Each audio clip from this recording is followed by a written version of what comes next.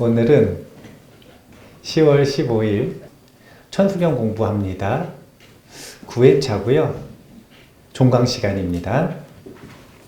회양하는 날, 지금 8단 보리심 중에 회양에 대한 내용을 공부를 하게 되는데, 발언과 회양이라고 하는 마음을 잘 쓰시면 만사를 수행으로 만들 수 있다라는 이야기를 한번 했죠.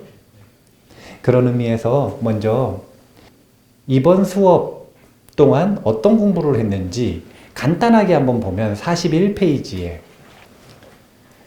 8단 보리심의 순환 과정에 대한 부분이 있거든요. 중간에 보면 표가 있어요. 자, 1단이 청보리심.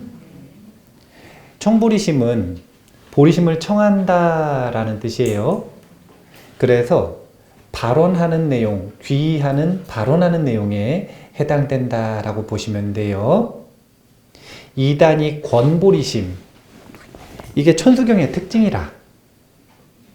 다른 경전들, 다른 가르침들은 보리심의 마음을 자발적으로 일으킨 사람들이 와서 공부를 하니까 권보리심이 필요가 없는데, 이 천수경은 관세음 보살님께서 보리심을 일으키지 않은 중생에게 보리심을 일으키라고 권장하고 있는 거예요. 왜 보리심을 일으켜야 하는지, 보리심의 이익을 잘 보여주시는 게 권보리심. 이 권보리심을 바탕으로 보리심을 원하는 마음이 일어나면 그걸 원보리심이라고 합니다. 3단. 그래서 여기에서는 10원과 6향의 내용이 있었죠. 보리심 수행의 전체 지도가 있었습니다. 4단은 행보리심. 그래서 앞에까지 준비된 마음으로 본수행. 천수경의 본수행은 신묘장구 대다란이잖아요. 그래서 신묘장구 대다란이 수행을 하는 게 행보리심 4단이고, 그렇게 신묘장구 대다란이 본수행이 끝나면 5단 복보리심. 이제 대비주 수행을 통해서 생긴 공덕이 있다면 그 공덕으로 나의 마음을, 악업을 깨끗이 청소하고 항복받는다. 복보리심. 그리고 6단 증보리심. 이렇게 앞서 수행했었던 모든 공덕을 가지고 아직 청보리심을 일으키지 못한 이들은 청보리심을 증득해야 하고, 원보리심을 일으키지 못한 사람은 원보리심을 증득해야 하고, 각각 자신이 그 다음 단계의 마음을 증득하기를 발언하는 것, 이것이 증보리심. 그리고 지난주에 공부한 출보리심. 앞에서 분명히 상구보리 하와중생, 특히 하와중생 하겠다고 말해놓고 이제 조금 소원도 성취되고 살만해지면, 그러면 이제 수행을 안 하거든요. 그러니까 출보리심, 수행 끝까지 할 것, 그리고 중생구제도 약속대로 지킬 것, 이것을 매일매일 다짐하는 게 출보리심. 그리고 오늘 하는 공부가 무상보리심. 무상보리, 위 없는 보리의 마음을 일으킨다 라고 하는 오늘의 내용을 공부하게 됩니다. 그런데 오늘의 내용은요, 되게 짧아요. 천수경 속에서는 발언이 귀명내 삼보하고 나무상주 시방불, 나무상주 시방법, 나무상주 시방승하는 부분까지 오늘 공부를 할 거거든요. 이 부분이 왜 무상보리심에 해당되는지 한번 서서히 보도록 하겠습니다. 324페이지에 보면 323페이지에 있는 내용을 새기는 부분이 있는데, 발언이 귀명내 삼보, 이 부분을 어떻게 새길까라는 것인데, 여기 보면 발언이 되어 있죠. 이것은 이미, 이자, 이미, 기 이렇게 읽기도 하고, 이미라는 뜻이 있으니까 발언을 이미 마쳤으니 귀명내 삼보, 근본으로 돌아와 삼보의 예를 갖춥니다. 이렇게 해석하겠다고 적어놨는데요. 이 바로니 규명래 삼보가 어떤 마음가짐으로 읽는지, 발언의 마음가짐으로 읽는지 아니면 회양의 마음가짐으로 읽는지, 이것이 오늘 2시간 중에 첫 번째 시간 메인 주제가 된다. 이렇게 생각하시면 됩니다. 스스로 이 부분을 읽을 때 발언으로 읽으실 건지 아니면 회향으로 읽으실 건지, 이 부분을 마음가짐을 점검해 보시면 좋겠습니다.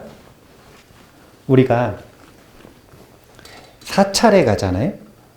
그러면은 대도량에 가면 산 하나가 다 절이라. 그쵸? 절이 어디서부터냐 그러면은 산 하나가 다 절이에요. 그러면은 절에 뭔가 경계 표시를 하는 게 있지 않을까요, 그래도?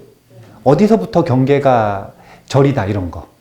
절의 경계선, 이걸 잘 모르면 이제 어디부터 들어갈 때 절이라고 생각을 해야 되는지 잘 모를 수가 있잖아요.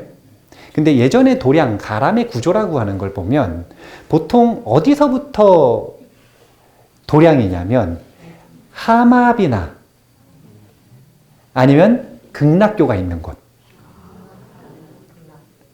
하마비 아니면 극락교가 있거든요, 보통. 하마비가 먼저 있기도 하고 극락교가 먼저 있기도 하고, 아니면 극락교를 해탈교라고도 또 해요. 그러면은 이제 절에 간다고 막 갑니다. 그래가지고 극락교가 나왔어요. 그럼 거기부터는 이제 어디라고요? 극락이다. 아, 이름이 있잖아요, 극락교. 해탈교가 있네요. 여기부터는 뭐예요? 해탈이다. 그러니까 경계를 딱 만들어 놓은 이유는 뭐 때문이냐면, 보통 초입에는 해탈교 아니면 극락교 그리고 가마비가 있는데, 해탈교 극락교를 건널 때는 다리를 건너고 나면 여기서부터는 극락이다, 이런 마음 가지고 들어가는 거예요. 그리고 나서 하마비가 있다고 생각해 보세요. 하마비라는 건 뭐냐면 여기부터는 말에서 내리라는 거라. 그러면은 예전에는 왜 말에서 내리라 그랬어요? 말은 신분을 나타내는 거거든요. 그래가지고 요즘에도 도량에서 주차장은 가까운 데 있어요? 먼 데 있어요? 먼 데 있죠. 도량의 거의 맨 끝에 있잖아요. 이게 무슨 뜻이냐면 차 내려서 와라, 이거예요. 왜냐면 요즘에는 차가 신분에 가까우니까. 예전에 말이 신분에 가깝듯이 요즘에도 차가 신분에 가까우니까 본인이 밖에서 뭘 하고 살았는지, 얼마나 대단한 사람인지는 다 여기다 놓고 들어오라는 거예요. 왜냐면 그걸 가지고 들어오면 해탈교가 아니라 극락교에 들어오질 못한 거예요. 지금 도량에 들어오는 마음가짐을 아시겠어요? 자, 한번 계속 따라와 보세요. 그래가지고 막 가요. 그러면은 문이 2개가 보통 나오는데, 어떤 문이 나오냐면 일주문이 나와요.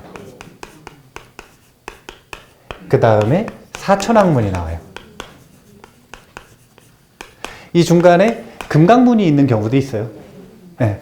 그런데 금강문이 없는 경우에는 사천왕문의 금강문에 금강역사가 같이 새겨져 있는 경우들도 있고, 그러면은 일주문을 지나갈 때 일주문은 되게 이상한 문이에요. 왜냐하면 기둥을 한 줄로 세웠어. 아니, 세상에 그렇게 문을 만드는 경우가 어디 있어요. 이렇게 안정적으로 다리를 이렇게 사각으로 만들어야지. 왜 하필이면은 쫙 이렇게 일주 한 줄로 나래비를 세워가지고 문을 만들었을까요? 뭘 상징하는 걸까요? 밖에서 세상 사람들은 세간은 너무 산란해.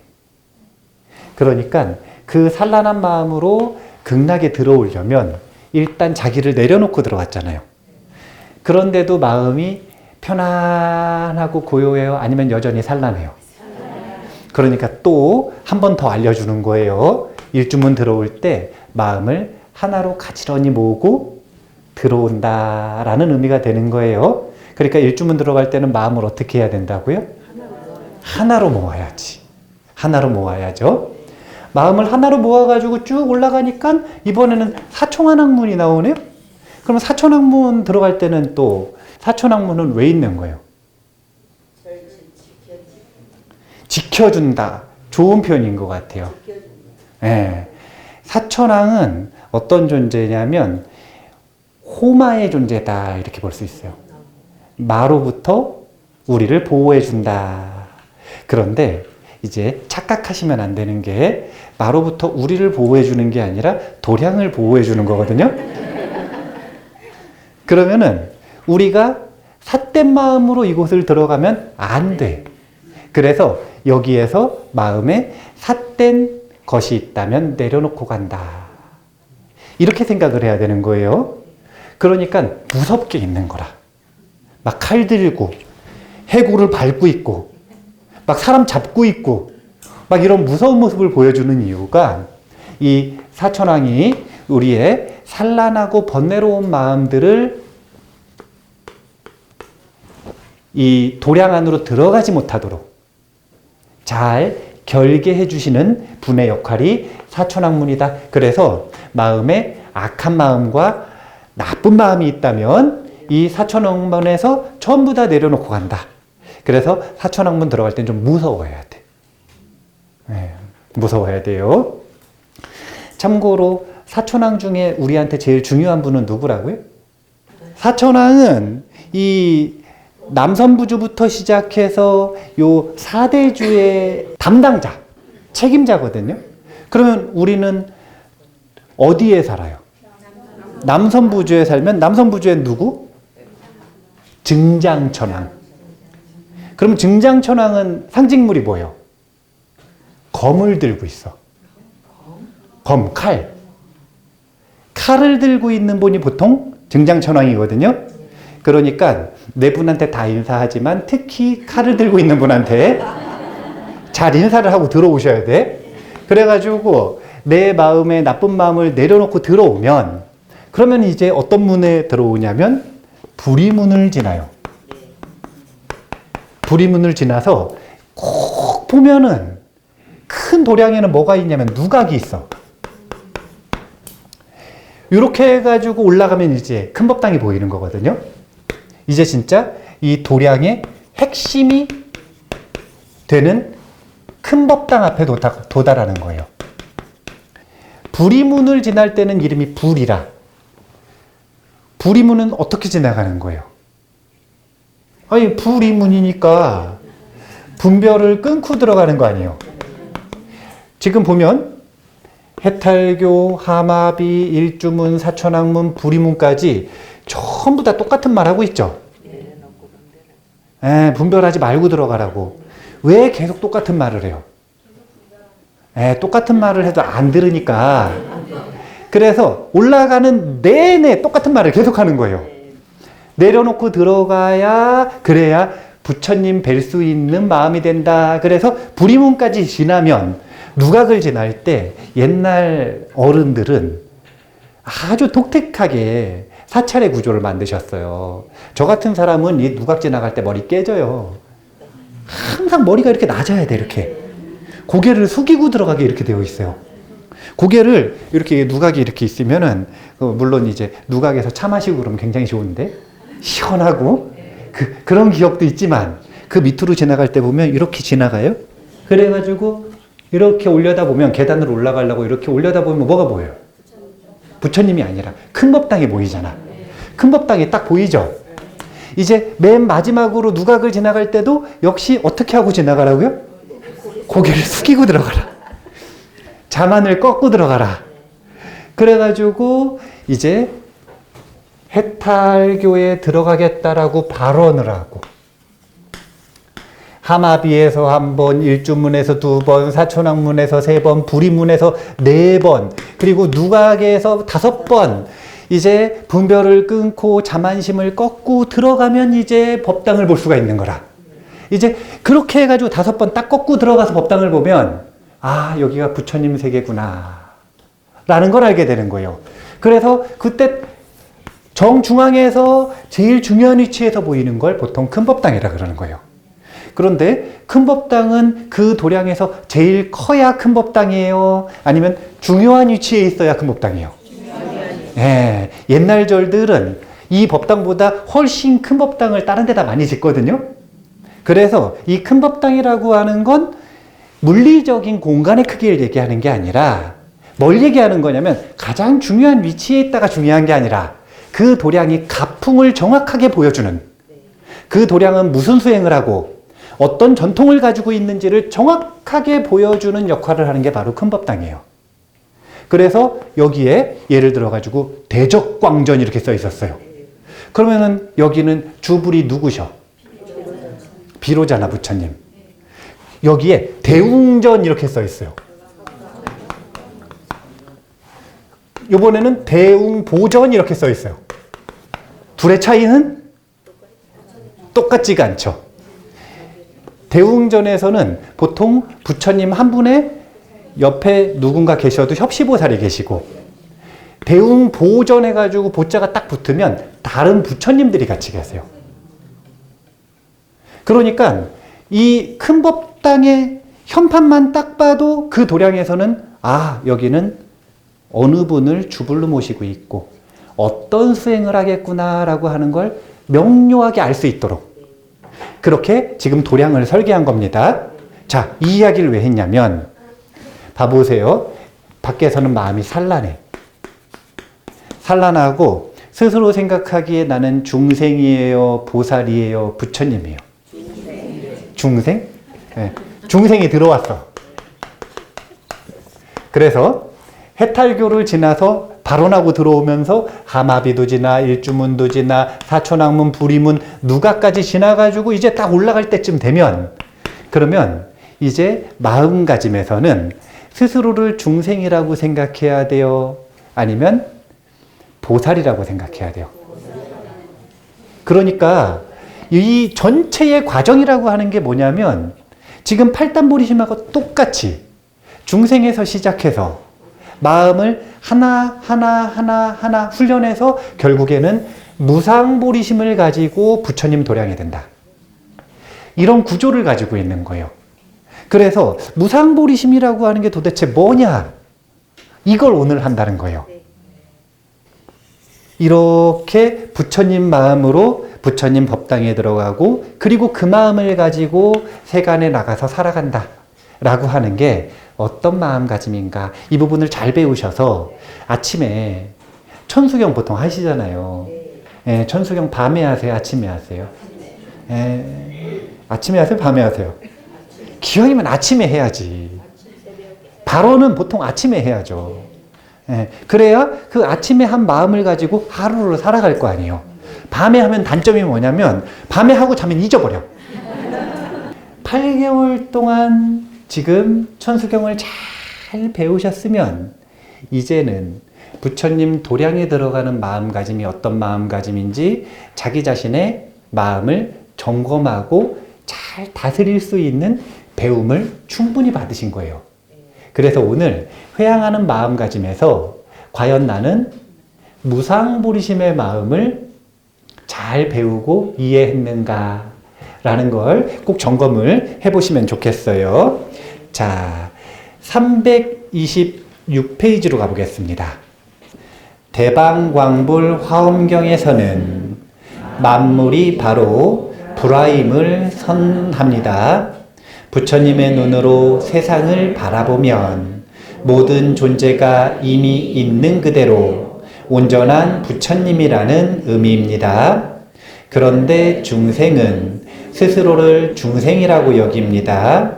부처님을 믿는다고 말을 하지만 당신은 이미 온전한 부처님입니다 라는 부처님의 안목은 도저히 받아들이지 못하는 것입니다. 무상보리심이라고 하는 것이 좀 쉬운 단어 같아요? 어려운 단어 같아요? 뜻은 어려울 게 없죠? 위 없는 보리의 마음이니까 뜻은 어려울 게 없죠. 그런데 이 마음을 일으킨다. 이거는 쉬워 보이세요? 어려워 보이세요? 왜 어려워 보이는 것 같아요?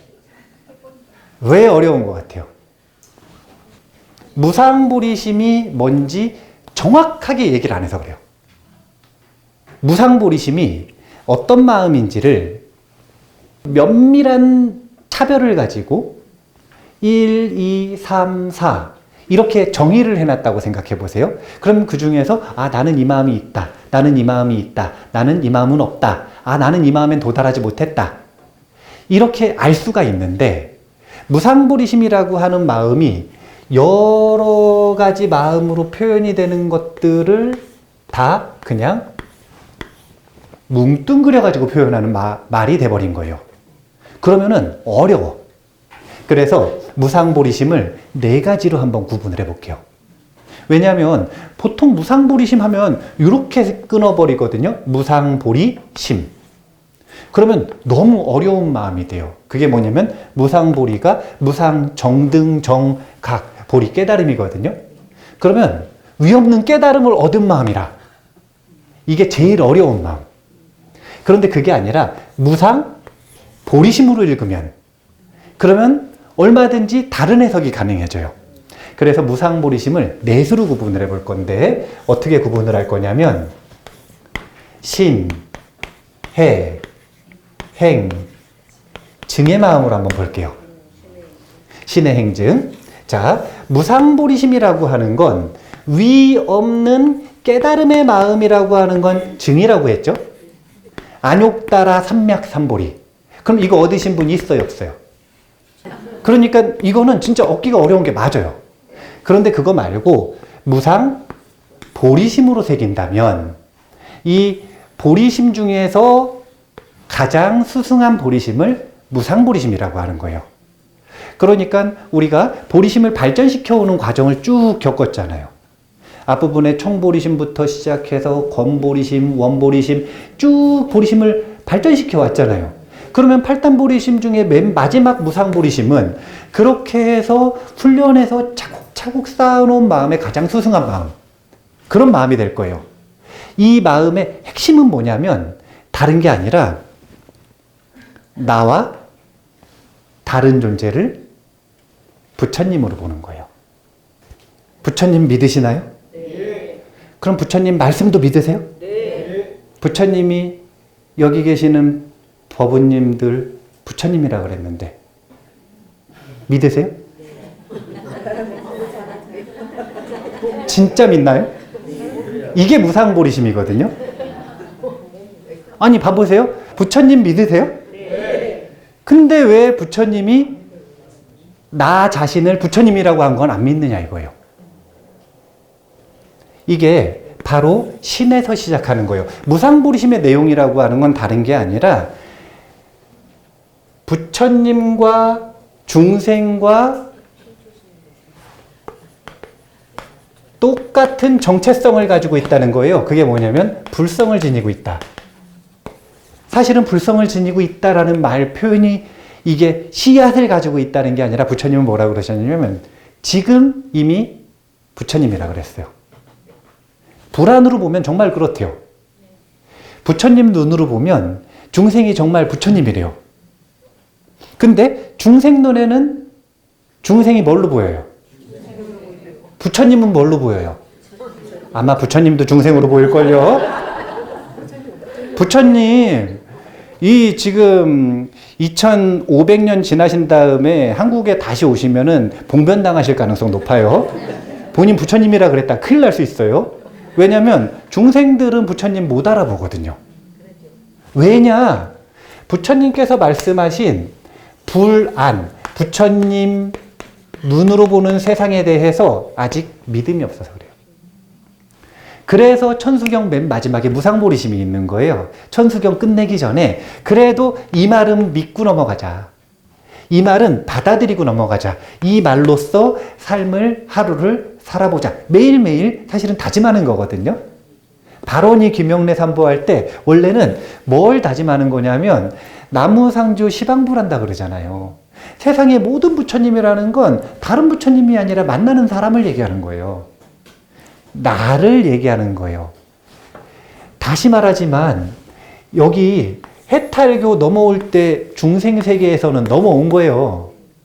그리고 누각 지나가지고 부처님 도량으로 들어가면 이제 부처님 세상을 살아가려면 부처님 눈으로 봐야 돼.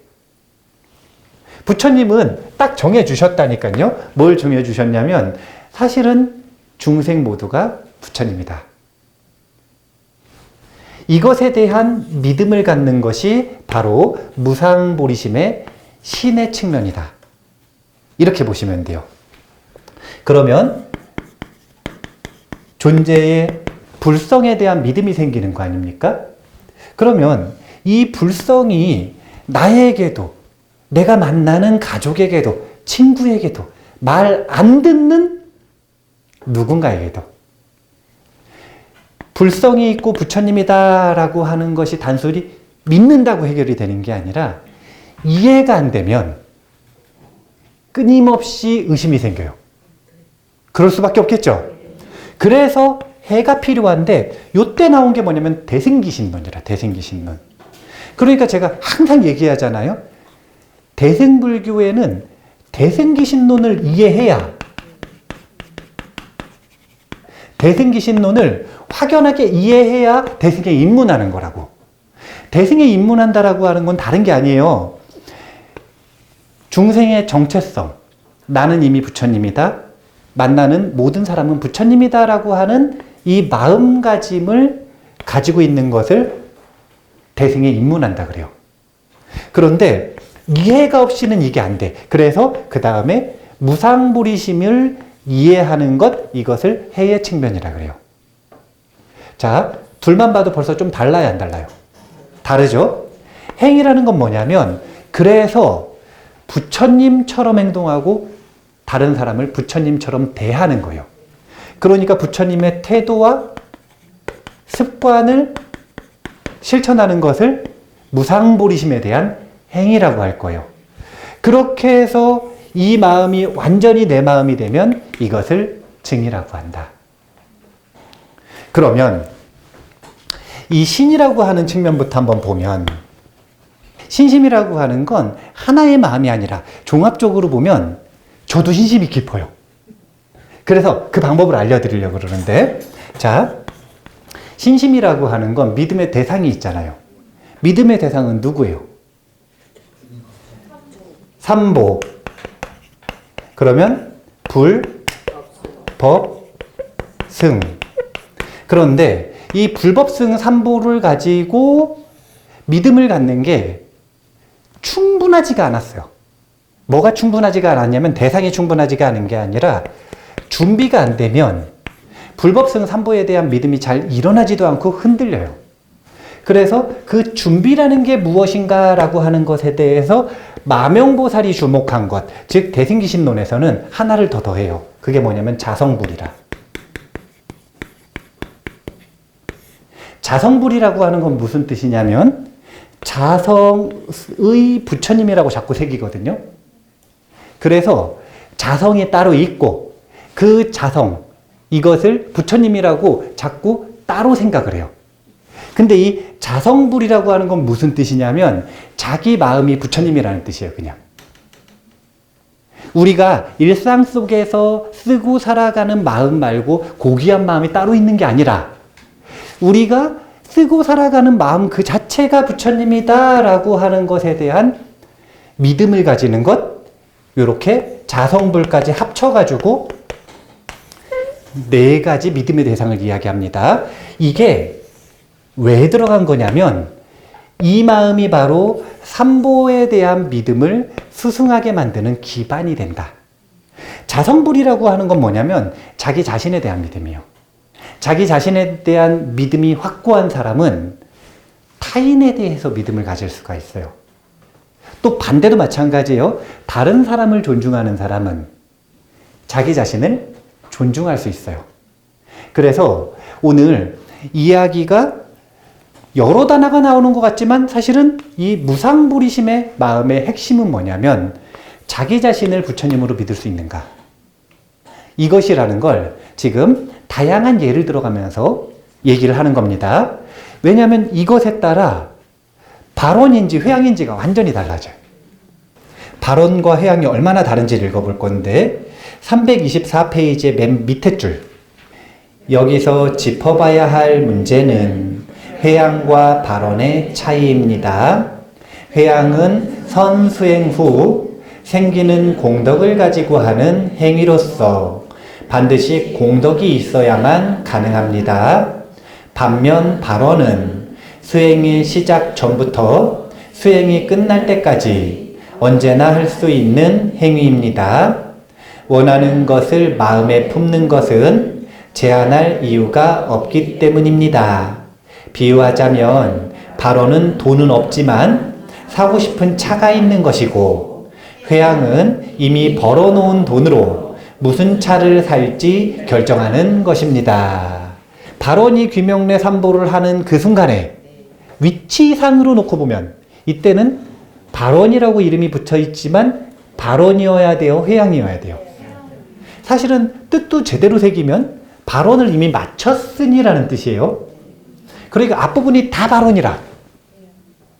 그 모든 발언을 마쳤으니 이젠 뭘 한다? 회양을 한다.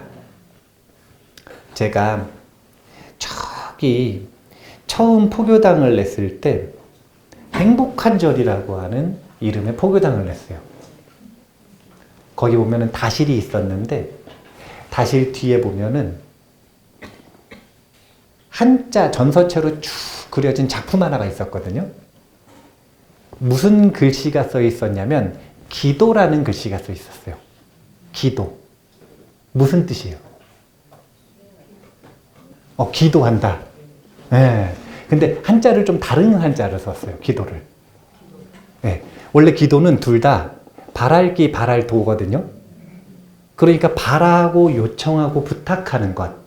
이것을 기도라고 하는데 어떤 기자를 썼냐면 이미 기자를 썼어요.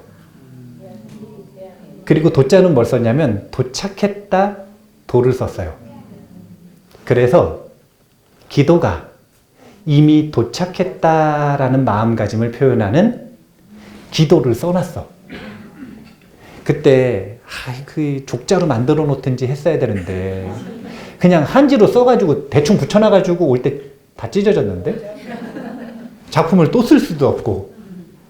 그런데 이 두 가지 마음을 결정하는 게 지금 오늘 첫 번째 시간의 주제인 겁니다. 시간이 다 돼서 이제 묻는 거예요. 제가 시간만큼 충분히 설명하려고 그랬거든요. 충분히 설명할 만큼 했어요. 이제 물어도 돼요. 첫 번째, 발언하는 마음이라면 바라는 걸 말하는 기도가 될 거예요. 일반적인. 그게 아니라 회양하는 마음이라면 이제 천수경의 안내에 따라 보리심을 충실히 일으켰으니 지금까지 생긴 공덕으로 나는 이미 도착했다. 이런 마음가짐을 가지고 있다면 그럼 회양을 하면 되는 거예요. 나는 천수경을 공부하면서 생긴 공덕이 있다면 그걸 가지고 발언을 하고 싶으세요? 아니면 이미 도착했다라는 마음가짐으로 회양을 하고 싶으세요? 전자면 아직 자신이 중생이라는 거예요. 그래서 제가 이만큼 발언하고 공덕 생겼으니 관세음보살님께 부탁드리는 거라. 이거 이루어주세요. 그러면 안 된다는 게 아니에요. 그냥 솔직하게 자기의 마음가짐을 보는 겁니다. 왜냐면 공부를 했으니까. 두 번째, 자기가 중생이 아니라 이제는 뭐냐면 자기를 보살이라고 생각하는 거예요. 그러면 중생을 도와야 하고 관세음보살님을 도와드려야 되거든요. 그러면 나는 이미 도착했다는 마음가짐으로 무상보리심을 마음에 새기고 내 공덕을 중생에게 회양해서 중생을 돕겠다라는 그런 마음가짐의 기도로 이 기도라는 문장을 새길 것인지, 내 마음가짐은 나는 중생인지 아니면 나는 보살인지, 이것이 오늘 회양하는 시간에 가장 큰 주제가 되는 것이다. 이걸 결정을 하시면 그러면 두 가지가 마지막 발언이 귀명례 삼보를 다르게 해석한단 말이에요.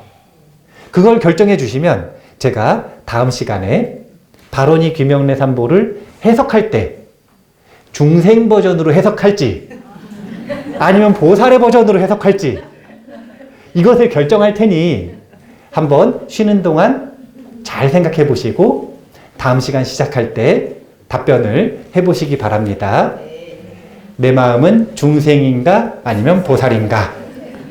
자, 그러면 10분 쉬었다가 다시 하도록 하겠습니다. 감사합니다.